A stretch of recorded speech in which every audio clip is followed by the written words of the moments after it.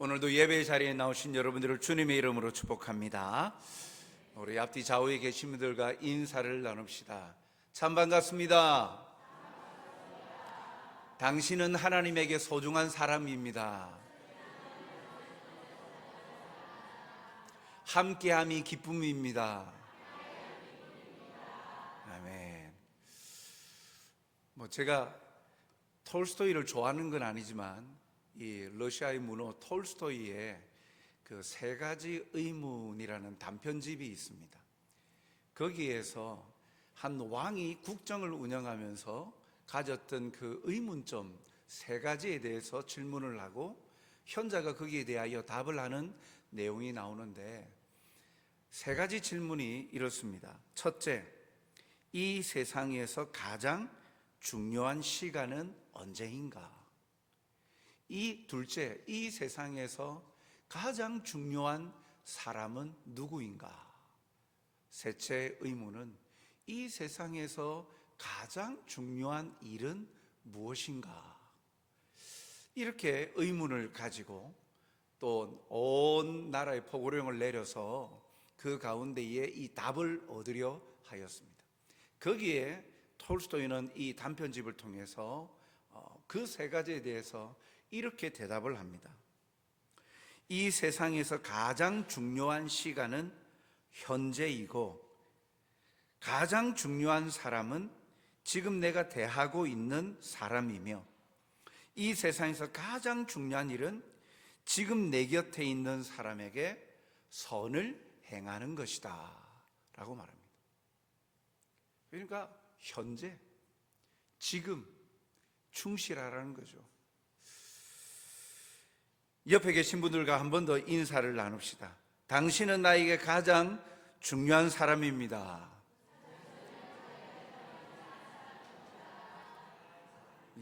이 시간이 지나가면 이 시간은 되돌아올 수 없기 때문에 중요한 사람입니다.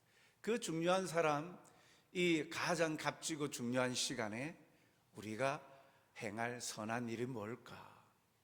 함께 같은 믿음으로 고백하고 함께 하나님을 찬양하고 서로 세워가고 하나님 안에서 기쁨을 누리는 것 아니겠습니까? 오늘 이 예배의 자리가 하나님을 만나고 함께한 모든 성도들과 그 기쁨을 나누는 그런 복되고 풍성한 예배의 시간이 되기를 주님의 이름으로 축복합니다. 오늘 말씀에 보면 누가복음 1장 80절에 한 아이에 대해서 이야기합니다. 아이가 자라며 라고 나옵니다. 아이가 자란다. 여기서 소개하고 있는 아이가 누구냐? 세례 요한입니다. 이 본문에 나오는 이 아이는 세례 요한인데 사실 이름은 요한이죠.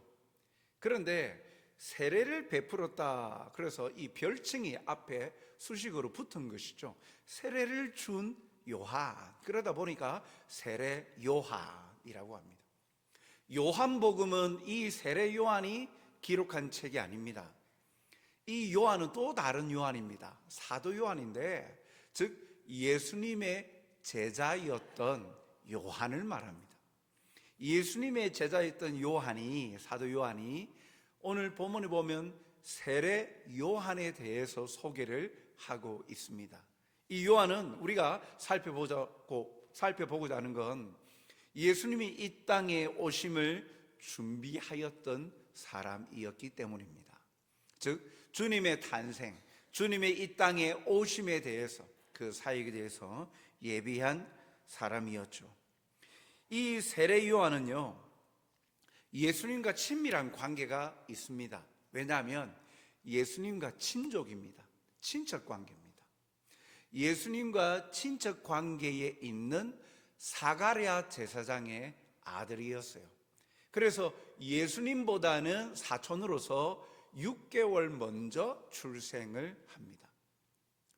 그런데 이 아이가 자라며 이 말씀을 통해서 보면 먼저 이 아이 세례 요한이 태어나는 것, 하나님의 특별한 기적과 역사로 태어났다는 사실을 알 수 있습니다. 즉 세례 요한은 하나님의 특별한 부르심을 받은 사람이었는데 이 사람의 출생도 다른 사람과 달랐다라는 거예요. 누가복음 1장 7절은 이렇게 말씀합니다. 엘리사벳이 잉태를 못함으로 그들에게 자식이 없고 두 사람의 나이가 많더라. 잉태를 못한다. 지금 현대 용어로 말하면 불임이었어요. 임신을 못하는 거예요. 그래서 나이가 많았다. 즉 이미 임신할 수 있는 나이, 가임기가 이미 지나버렸다. 폐경에 이르렀다. 폐경이 오고 지났다라고도 말할 수 있는 것이죠. 그래서 이 가정에 자녀가 없었어요. 제사장의 가문에, 집안에 자녀가 없어요. 사실 제사장은 대를 이어서 사실 제사장 책무를 감당하는데 자녀가 없는 거예요. 그런데 이러한 불가능한 가정에 하나님의 은혜로 태어난 귀한 아들이었어요. 특히 그 이름 또한 통상적으로 부모의 신앙 고백을 담아서 이 부모가 짓는데, 이 세례 요한의 이름은 누가 지었느냐? 요한이라는 이름은 누가 지었느냐? 이 부모였던 제사장 사가랴와 엘리사벳이 지은 것이 아니라 천사를 통해서 그 이름을 부여받았어요. 누가복음 1장 13절에 보면 천사가 그에게 이르되, 그는 이 제사장 사가랴를 말하는 거예요. 그에게 이르되 네 아내 엘리사벳이 내게 아들을 낳아 주리니 그 이름을 요한이라 하라. 이름까지 알려줬어요. 그 이름은, 요한이란 이름의 뜻은 하나님은 은혜로우시다 라는 뜻입니다. 즉 이와 같이 하나님의 특별한 역사와 기적으로 태어난 사람이었어요. 그리고 또한 이 요한은요, 하나님이 함께 하신 사람입니다. 누가복음 1장 15절 하반절을 보니까 모태로부터 성령의 충만함을 받았다. 태중에 있을 때의 세례 요한은 성령 충만을 받았다는 거예요. 성령 충만, 성령이 함께 하심 아닙니까? 하나님이 함께 하시는 사람이었어요. 그리고 그는 하나님께 사명을 부여받은 사람입니다. 무엇보다도 특별한 사명을 하나님께로부터 부여받고 태어났어요. 그것은 뭐냐? 성령 충만함을 받아서 이 세례 요한이 태어났는데, 그가 가지고 있는 사명은 예수님이 이 땅에 구원자로 오심을 선포하고, 그래서 예수님이 이 땅에 오셔서 그 사역을 감당하는, 준비하고 예비하는 일을 감당하는 사명을 가지고 있었어요. 누가복음 1장 16절에 보면 이 세례 요한의 사명에 대해서 뭐라고 말하느냐면, 가브리엘 천사가 사가랴 제사장에게 그 아이 세례 요한의 사명에 대해서 이렇게 말합니다. 이스라엘 자손을 주 곧 그들의 하나님께로 많이 돌아오게 하겠습니다. 구원의 자리로 이르도록. 그래서 그 일을 감당하는데 1장 17절, 그가 또 엘리야의 심령과, 누가복음 1장 17절, 능력으로 주 앞에 먼저 와서 아버지의 마음을 자식에게, 거스르는 자를 의인의 슬기에 돌아오게 하고 주를 위하여 세운 백성을 준비하리라. 주를 위하여 세운 백성을 준비하게 할 것이다. 많은 죄인들을 구원자 대신 예수님을 소개하여서 예수님을 통한 구원의 길로 인도하게 하려는 특별한 사명을 감당한 사람이었다라는 거예요. 사랑하는 성도 여러분, 우리의 출생은 이 세례 요한과 같이 천사가 나타나서 불가능한 상태에서 또 태어나게, 임신하게 해서 태어나게 한 그런 특별한 경험을 한 사람 대다수는 아니죠. 그런데 우리는 특별한 사람입니다. 부르심을 받은 사람. 왜요? 우리의 공로로 구원받은 것이 아니라 하나님의 특별한 선택과 부르심으로 하나님 백성 삼아 주셨어요. 즉 우리의 미래가 이미 보장받은 사람이에요. 우리는 천국 시민권을 가진 천국 백성인 거예요. 우리의 노력으로 얻은 것이 아니죠. 그리고 또한 우리에게 특별한 사명을 주셨어요. 세례요한에게도 예수님, 구원자 되신 예수님을 소개하고 회개하라 천국이 가까웠느니라 외치면서 하나님의 나라에 대해서 선포하면서 이 예수님이 오실 길을 위해서 많은 백성들을 하나님의 나라로 함께 갈 수 있도록 그 길을 예비한 것 같이 우리도 외치는 자의 소리와 같이 복음을 증거함으로 하나님의 그 분명한 사랑과 참된 생명을 알려주는 사명, 전도자의 사명 우리에게 부여해 주셨다는 거예요. 이런 관점에서 볼 때 우리 또한 하나님의 특별한 사랑과 부르심을 받은 사람임을 깨닫게 되어집니다.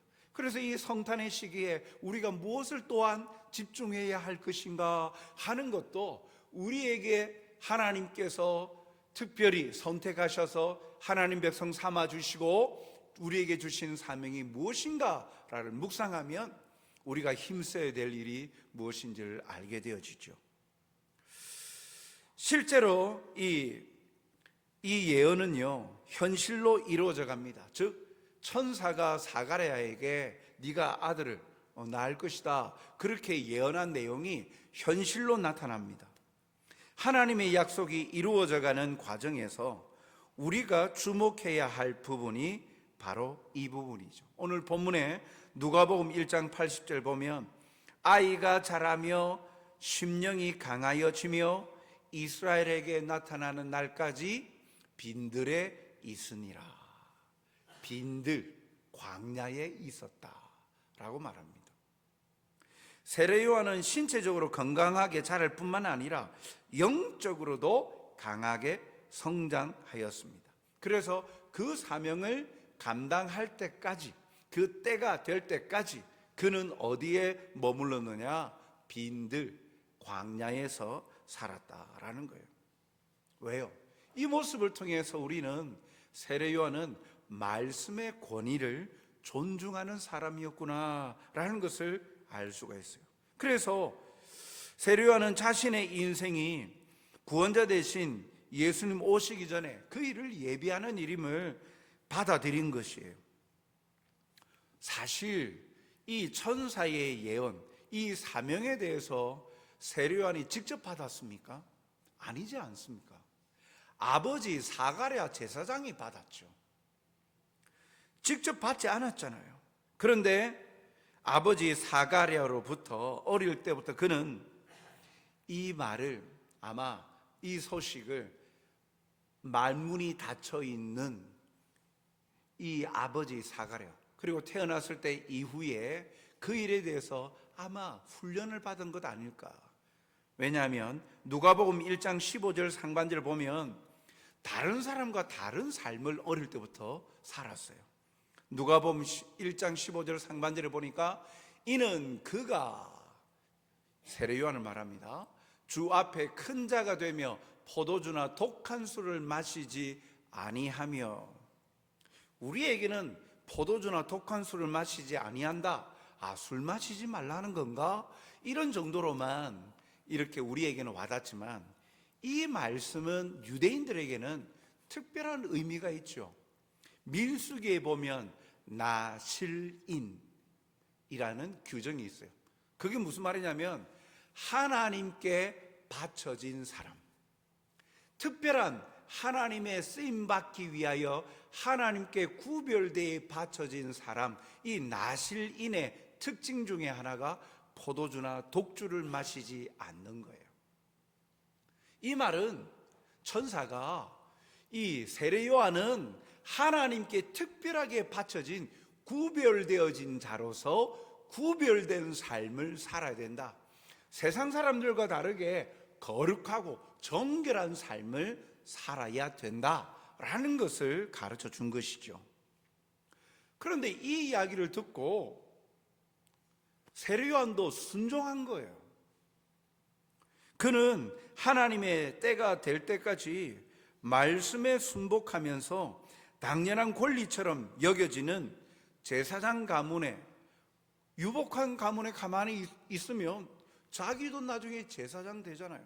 따뜻한 집에서 따뜻한 밥을 먹고 또 존경을 받을 수 있는 자리까지 갈 수 있어요.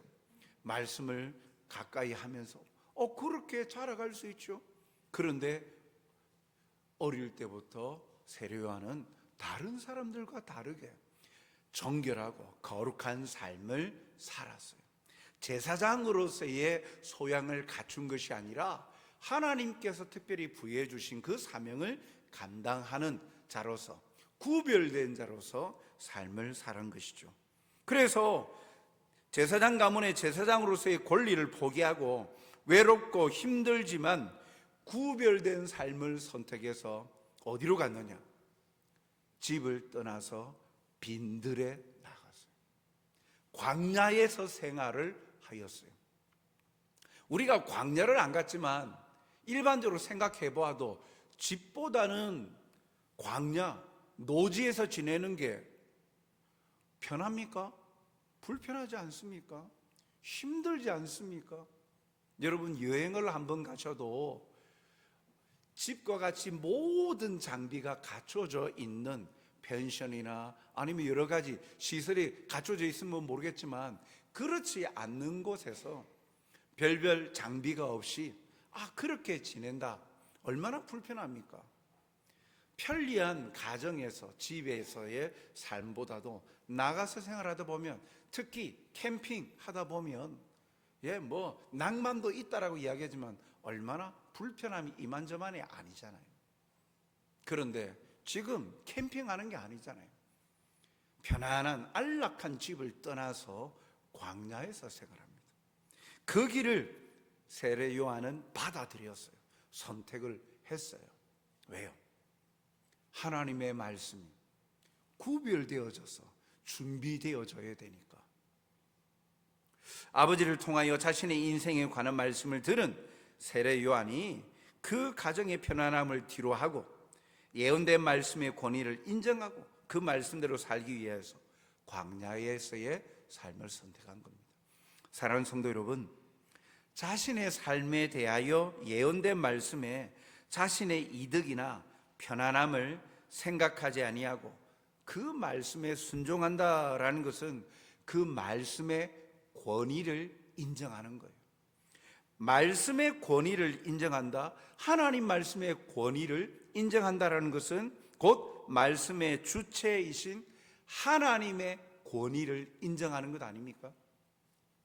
하나님의 어떤 말씀에도 따르고 순종하겠다는, 복종하고 순종하는 그 마음, 그 권위에 복종하고 순종하는 것이죠.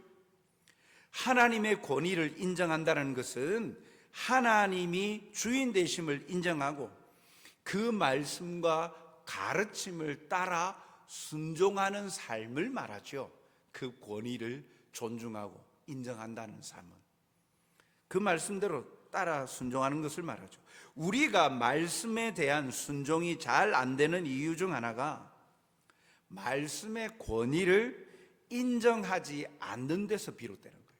무슨 말이냐면 하나님의 말씀은 이렇게 살아라 가르쳐 주는데 우리가 그 말씀대로 순종하지 않는 것은 말씀의 권위보다도 무엇을 중요하게 여긴다는 거예요? 나의 생각, 내가 가진 경험, 아니면 세상에서 다른 사람들이 말하고 있는 논리나 지식, 그것이 더 중요하고 더 뛰어나다. 그 권위를 인정하니까, 말씀의 권위를 인정하지 않으니까 우리가 불순종하는 거예요. 진정 하나님의 권위를 인정한다면 따르죠. 보십시오. 권위에 대해서 인정할 때 자연스럽게 겸손한 자세로 머리를 숙이고 그의 말을 경청하고 따르지 않습니까? 자녀가 부모의 권위를 인정한다면 어떻게 합니까? 부모의 말에 귀 기울여 듣고 그 말에 순종하죠. 머리가 커가면서 어릴 때는 힘도 없고 유약하니까 부모의 보호 아래에서 가르치는 대로 따르다가 이제 슬슬 자라면서 머리도, 흔히 말하는 머리도 커지고 점점 체격도 부모보다도 커지고 힘도 세어지고, 그래서 어느 순간인가 부모를 이렇게 내려다 볼 수 있는 신장이 되고 하니까 자기보다 못한 부분, 부족한 부분이 보이니까 못하다라고 말 안 듣고, 특히 사춘기 시절에 더 그러잖아요.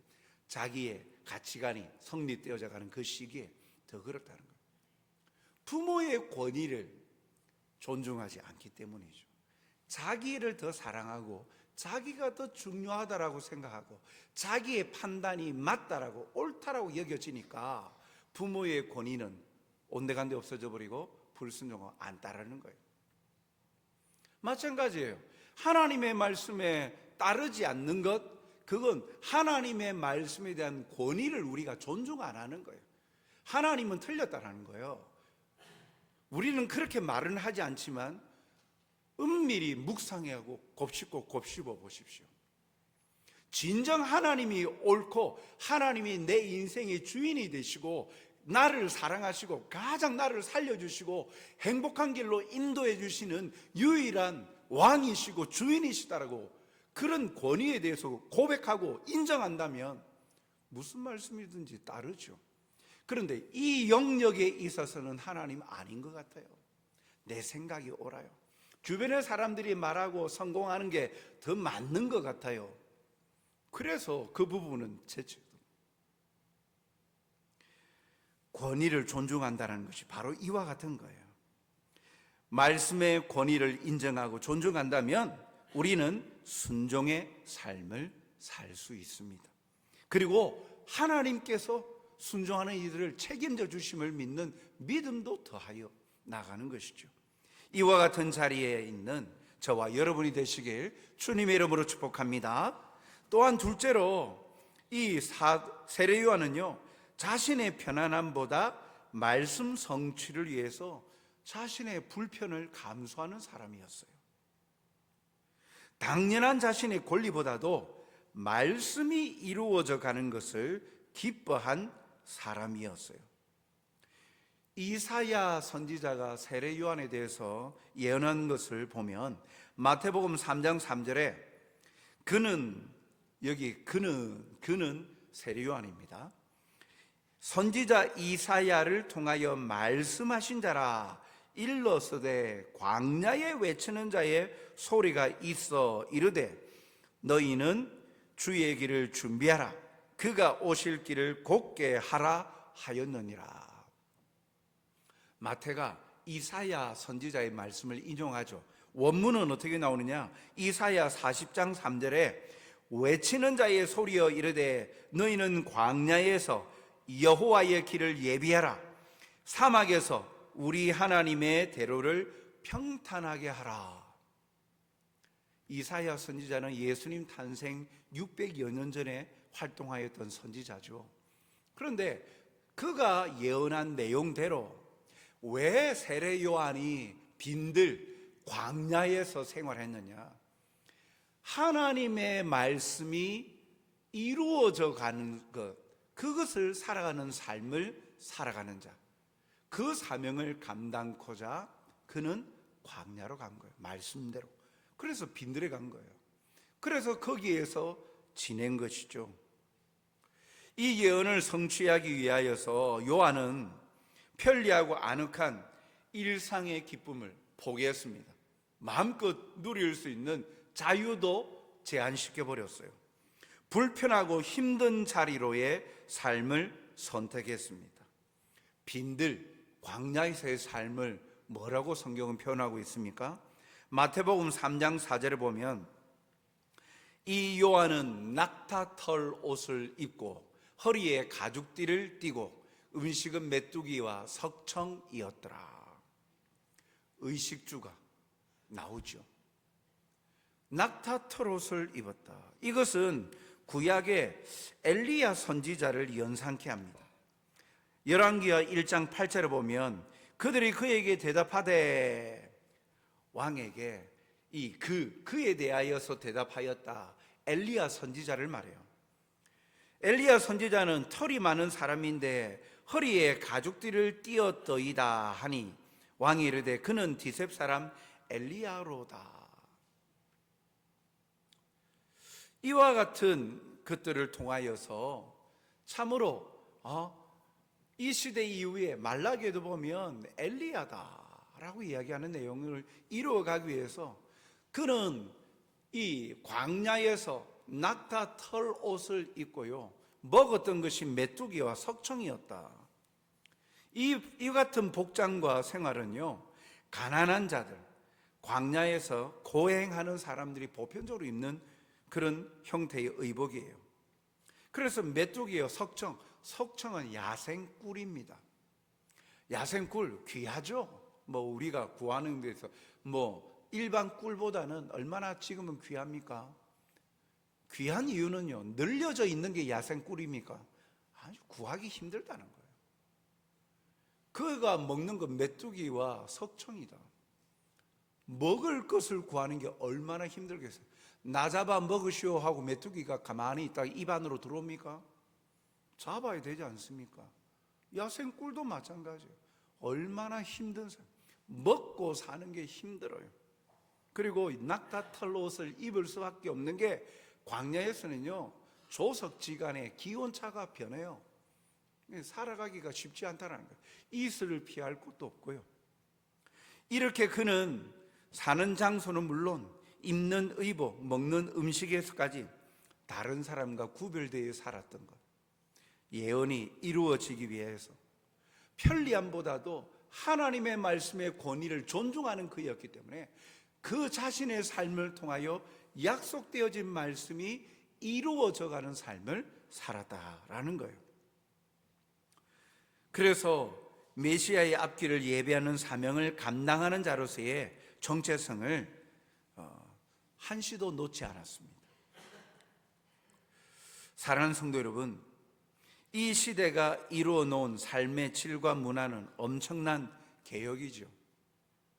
일상생활 가운데 여러 가지 과학의 발달로 우리에게 주는 편리함은 모든 시대를 아울러서 대변혁입니다.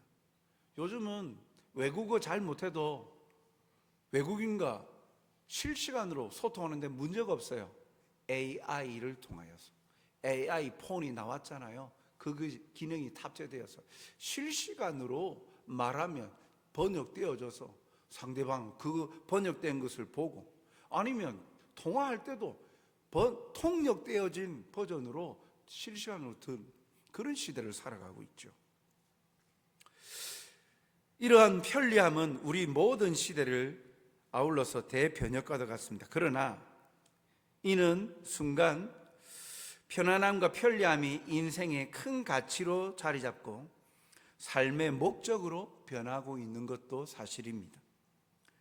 존재 이유가 퇴색되고 그저 편하고 행복하게 사는 것만이 능사가 되어져 버렸어요. 우리의 삶을 이끌어가는 건 편리함과 안락함이 아니라 살아있게 하신 하나님이 원하시는 뜻을 이루어가는 삶, 사명자의 삶을 우리가 살아야 됨을 다시 한번 기억해야 됩니다. 그래서 그는 광야에서 불편함의 삶도 마다치 않고 때를 기다리고 있었어요. 그는 땅이 아닌 위의 것을 바라고 생각하는 사람이었어요. 누가복음 1장 80절 하반절을 보면 이스라엘에게 나타내는 날까지 빈들에 있습니다. 누가복음 1장 80절 하반절, 이스라엘에게 나타나는 날까지 빈들에 있는, 하나님께서 예수님을 이 땅에 공적으로 나타내실 때까지 그는 광야에서 살다가 오실 길을 예배하며 외칩니다. 마태복음 3장 1절에서 2절, 그때에 세례 요한이 이르러 유대 광야에서 전파하여 말하되 회개하라 천국이 가까웠느니라 하였으니 라고 말하죠. 비로소 하나님께서 예수님이 하나님이심과 구원자이심을 증명해 주는 것, 세례를 베풀 때 그대로 역사가 나타나죠. 마태복음 3장 16절 17절을 보면 예수님께서 세례 요한을 처음 만나시는 광경 가운데 예수님이 세례 요한에게 세례를 받으실 때 무슨 일이 나타납니까?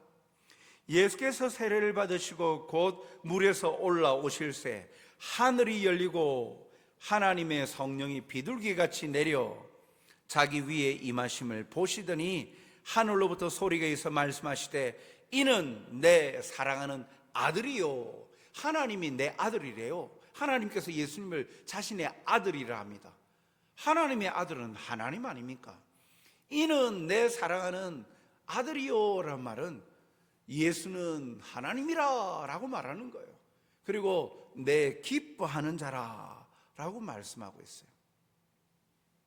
이는 내 사랑하는 아들이요 내 기뻐하는 자라. 사랑하는 성도 여러분, 세례 요한은 그에게 부여된 삶을 거부하지 않았습니다. 보장되어진 편리함을 마다하고 말씀의 권위를 존중하였기에 인정하였기에 그 말씀대로 불편하고 힘들고 그리고 외로운 길이지만 그 길로 나아갔습니다. 땅의 부유함을 쫓지 아니하고 위의 것 하늘을 소망하며 살았던 자였습니다. 철저히 자신의 삶을 통해 하나님의 말씀이 이루어지는 삶을 살았던 것이었습니다. 그것이 자신에게 기쁨이요 삶의 존재 이유로 살았던 그였어요. 골로새서 3장 2절 위의 것을 생각하고 땅의 것을 생각하지 말라. 골로새서 3장 2절 말씀입니다.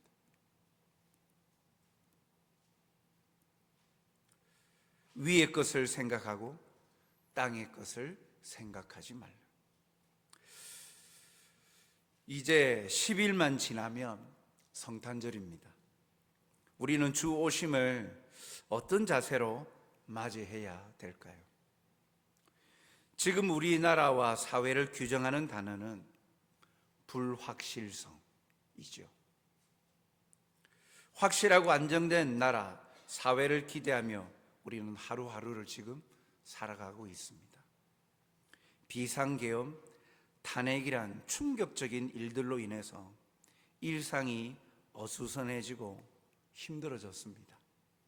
사회 전반적으로 이런 상황 가운데 성탄을 말하는 것이 자연스럽지 못한 상황이 되어져 버렸어요. 몇 년 전에는 코로나 때문에 성탄에 대해서 말하는 것 모이지도 못하고 그러더니 이제 2024년에는 이런 상황들로 인하여서 자연스럽지 못한 시대를 살아가고 있습니다. 단지 경제 회복을 위하여서 연말 소비를 권하는 수준이죠. 이런 시기에 우리는 국민으로서의 의무, 도리를 다하되 우리가 또 해야 될 도리와 사명이 있다는 걸 우리는 잊지 말아야 되는 거예요. 세상을 향하여 빛을 발하여야 할 성도로서의 사명을 다해야 합니다. 불안해하는 이들에게 참 평안이신 예수님을 알리고 그 사랑을 전하고 알려주고 실천하고 나누는 자, 바로 우리의 삶의 모습이 되어야 되지 않겠습니까? 마태복음 5장 16절에 이같이 너희 빛이 사람 앞에 비치게 하여 그들로 너희 착한 행실을 보고 하늘에 계신 너희 아버지께 영광을 돌리게 하라. 너희 빛이 사람 앞에 비치게 하라. 어두운 세상, 우리가 지금 살아가고 있는 이 시대, 불확실성 가운데 혼란스럽고 이렇게 초조해하고 염려하는 이 시대에 생명의 빛, 세상을 비추는 빛으로서 성도들이 이런 상황에도 흔들리지 아니하는 진정한 평안을 전하는 자, 우리가 가진 그 평안이 어디로부터 말미암는지, 그 평안을 주시려고 이 땅에 예수님이 오셨다라는 사실, 우리의 섬김과 사랑의 나눔을 통하여서 우리가 붙들고 살아가야 될 것, 불확실한 것 투성이 가운데 확실한 것을 붙들고 살아가는 우리의 평안하고 담대한 미래의 소망을 함께 나누어주며 함께 세워가는 사명. 자신의 권리가 당연한 듯 자신의 권리만을 추구하면서 타인에게 해를 입히는 자가 아니라, 필요하다면 우리 자신이 하나님의 말씀대로 당연한 권리라고 여기는 것들이라도 포기할지라도 그 포기를 통하여서, 헌신을 통하여서 하나님이 나타나고 하나님이 영광 받으시고 하나님의 사랑이 드러나는 일이라면 앞장서서 순종하고 행하는 우리의 섬김을 통하여 불안해하고 초조해하는 세상이 따뜻한 마음을 얻고 위로를 얻고 안정을 얻게 되어지는 것, 그것이 이 시대에 또 이 성탄의 계절에 우리에게 주신 사명이 아니겠습니까? 예수님의 사랑을 전하는 자로 오늘도 살아가며 세상을 향하여 위로와 평안을 전하는 자로 살아가시는 저와 여러분이 되시길 주님의 이름으로 축복합니다. 사랑과 자비가 풍성하신 아버지 하나님, 혼탁하고 혼란스럽고 어려운 이 시기에, 그러나 세상과 동떨어진 삶을 살아가는 우리가 아니라 이런 세상 속에 살아가는 하나님의 사람으로 오늘도 우리가 행해야 될 것들을 보고 결단하고 누리며 전하고 실천하고 나누는 자가 되게 하여 주시옵소서. 마땅히 누릴 당연한 권리만을 주장하는 자가 아니라 우리의 삶을 움직이게 하는 원동력이 하나님의 말씀, 하나님의 뜻임을 깨달아 이 땅에 주님이 오신 그 이유와 목적을 우리의 삶의 헌신과 사랑의 위로와 섬김을 통하여 전하게 하여 주시어서 참 평안과 참 기쁨을 나누어 주며 사랑으로 온 사회가 따뜻한 온기를 느끼며 살아갈 수 있도록, 주님을 만나게 함으로 말미암아 불확실한 자리에서 확실하고 확신 가운데 담대히 살아갈 수 있도록 그 일에 쓰임받는 통로가 되게 하여 주시옵소서.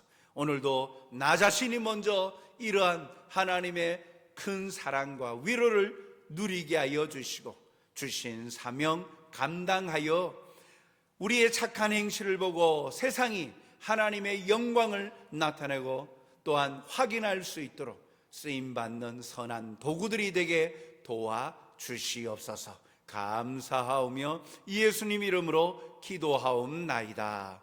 아멘.